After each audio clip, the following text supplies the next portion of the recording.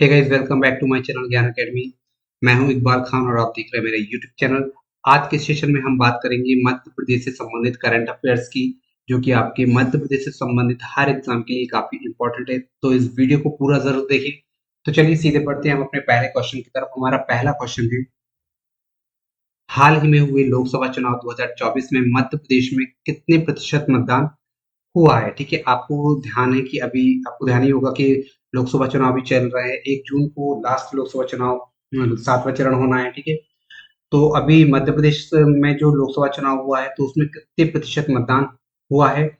तो इसका जो राइट आंसर हो जाएगा 66.87, 66.87% इसका राइट आंसर होगा।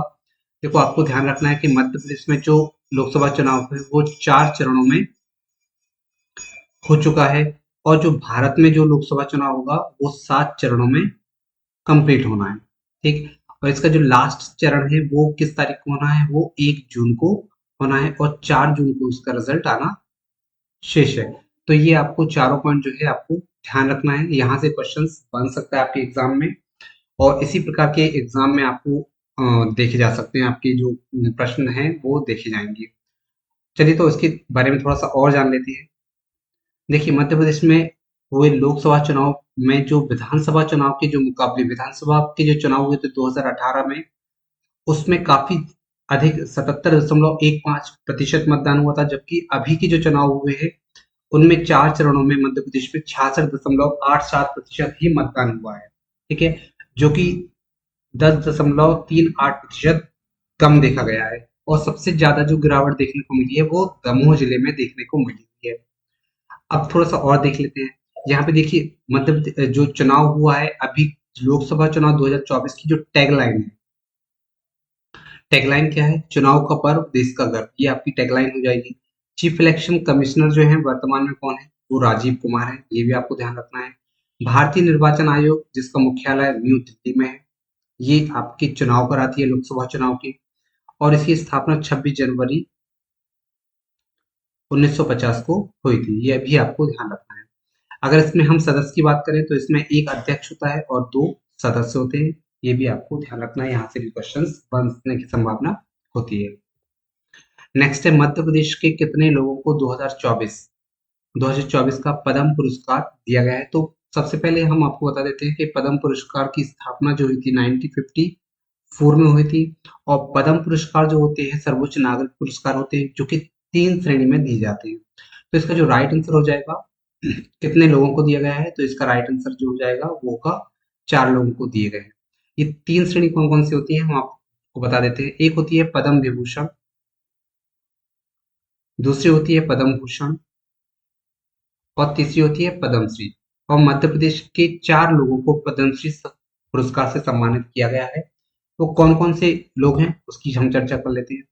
सबसे पहले कला के क्षेत्र में ओम प्रकाश शर्मा को, कालूराम बामनिया को कला के क्षेत्र में, खेल के क्षेत्र में सत्येंद्र सिंह लोहिया जो कि ग्वालियर से हैं और पैरालंपिक से संबंधित हैं, ये भी आपको ध्यान रखना है। और साहित्य और शिक्षा के क्षेत्र में भगवती लाल राजपुरोहित को मिला हुआ है। अगर हम कुल पद्म पुरस्कारों की बात करें तो 132 पद्म पुरस्कार प्रदान किए गए हैं। 5 पद्म पुरस्कार, 17 पद्म भूषण, 5 पद्म विभूषण, 17 पद्म भूषण और 110 पद्मश्री अवार्ड से सम्मानित किया गया है लोगों को, जिनमें 4 विभूतियां मध्य प्रदेश की शामिल थी, जिन्हें पद्मश्री सम्मान से सम्मानित किया गया है। ये आपको ध्यान रखना है। नेक्स्ट है, हाल ही में लोकपाल का अध्यक्ष चुना गया है, ये किसे नियुक्त किया गया है? तो इसका राइट आंसर हो जाएगा अजय माणिकराव खानविलकर को। अजय माणिकराव खानविलकर जो है वो मध्य प्रदेश के पूर्व चीफ जस्टिस रह चुके हैं, ये भी आपको ध्यान रखना है, इसलिए ये क्वेश्चंस आपसे पूछा जा रहा है। ठीक है, देखिए ये है चीफ जस्टिस अजय माणिकराव खानविलकर, जो कि पहले पूर्व न्यायाधीश रह चुके हैं हाईकोर्ट के। हाईकोर्ट का मध्य प्रदेश का जो हाईकोर्ट है वो कहाँ पे स्थित है? वो जबलपुर में स्थित है, ये भी आपको ध्यान रखना है। और इसकी 2 ब्रांचेस हैं, एक इंदौर में है और एक ग्वालियर में है, जिसकी स्थापना 1968 में हुई थी, ये भी आपको ध्यान रखना है। और इसकी स्थापना 1956 में हुई थी। देखिए, भारत के दूसरे लोकपाल बने हुए हैं खान अजय माणिकराव खानविलकर, और पहले जो थे वो पिनाकी चंद्र घोष थे। तो पिनाकी चंद्र घोष हो जाएंगी, वो फर्स्ट हो जाएंगी, ये भी आपको ध्यान रखना है।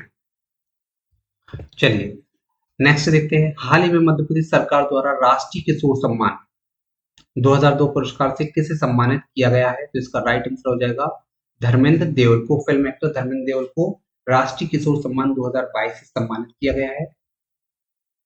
पिक्चर में आप देख सकते हैं। नेक्स्ट, ऐश्वर्य प्रताप का संबंध किस क्षेत्र से है जिसने हाल ही में पेरिस पैरालंपिक ओलंपिक के लिए क्वालिफाई कर लिया है? तो ये मध्य प्रदेश के खरगोन जिले से संबंधित है और ये शूटिंग से बिलोंग करते हैं। मध्य प्रदेश में जो शूटिंग अकेडमी है वो भोपाल में स्थित है और इसकी स्थापना 2007 में थी। चित्र में आप इनको देख सकते हैं, ऐश्वर्य प्रताप। नेक्स्ट है, आम महोत्सव का आयोजन वर्ष 2024 में कहाँ किया गया? आपको ध्यान ही होगा कि रीवा में मध्य प्रदेश जो आम अनुसंधान केंद्र है वो कहाँ पर है? आम अनुसंधान केंद्र रीवा में स्थित है, लेकिन इसका आम महोत्सव का जो आयोजन हुआ है वो भोपाल में हुआ है। और इसके साथ ही अलीराजपुर जो है, अलीराजपुर, ये नूरजहां आम के लिए प्रसिद्ध है। नूरजहां आम, आम की ये एक किस्म है जो कि काफी अच्छी मानी जाती है। ठीक है, इसके अतिरिक्त एक अल्फांसो भी आम है। अल्फांसो काफी समय ब्रिटेन ने इसे बैन लगाया हुआ था, तो ये भी आपको ध्यान रखना है। ठीक है, अल्फांसो आम। नेक्स्ट है, माउंट एवरेस्ट पर चढ़ने वाली मध्य प्रदेश की सबसे उम्र दराज महिला कौन बन गई है? तो इसका राइट आंसर हो जाएगा ज्योति रात्रे। ज्योति रात्रे जो कि 55 वर्ष की उम्र में 55 वर्ष की उम्र में इन्होंने माउंट एवरेस्ट फतेह किया है। देख लेते हैं, ये है ज्योति यात्री जिन्होंने अपने बचपन का सपना 55 वर्ष की उम्र में पूरा कर लिया है। नेक्स्ट है, प्रधानमंत्री राष्ट्रीय बाल पुरस्कार 2023 से किसे सम्मानित किया गया है? जो कि मध्य प्रदेश से है। इसका राइट आंसर हो जाएगा आदित्य सिंह चौहान। बाकी 11 लोगों को राष्ट्रीय प्रधानमंत्री राष्ट्रीय बाल पुरस्कार से सम्मानित किया गया है 2023 की। ठीक है, मार्च 2024 को मध्य प्रदेश में invest summit regional industry conclave का आयोजन कहाँ पे किया गया है? तो इसका राइट आंसर हो जाएगा उज्जैन। क्योंकि हम जानते हैं कि मध्य प्रदेश के जो नए सीएम है मोहन यादव, वो इनका संबंध जो है वो कहाँ से है? वो उज्जैन से है और इस कारण से इन्होंने invest summit regional industry conclave का आयोजन जो है वो उज्जैन में ही कराया है। इससे पहले जो आयोजन होता था वो इंदौर में होता था शिवराज सिंह चौहान की निर्देशन में। ठीक है, तो ये भी आपको ध्यान रखना है। नेक्स्ट है, भारतीय मृदा विज्ञान सोसाइटी का 87वां वार्षिक सम्मेलन कहाँ पर आयोजित किया गया? तो इसका राइट आंसर हो जाएगा भोपाल। नेक्स्ट है, भारत की पहली ऑनलाइन गेमिंग एकेडमी कहाँ पर स्थापित की गई है? तो भारत की जो पहली ऑनलाइन गेमिंग एकेडमी है वो मध्य प्रदेश में स्थापित की गई है। मध्य प्रदेश में ऑनलाइन गेमिंग को बढ़ावा देने के लिए और इसमें फ्यूचर की संभावना को देखते हुए मध्य प्रदेश सरकार ने मध्य प्रदेश में ऑनलाइन गेमिंग एकेडमी स्थापित करने का सुझाव रखा है और उसको स्थापित करेंगे ये लोग। ठीक है, नेक्स्ट है, 71वां महाबोधि महोत्सव 2023 का आयोजन कहाँ पर किया गया था?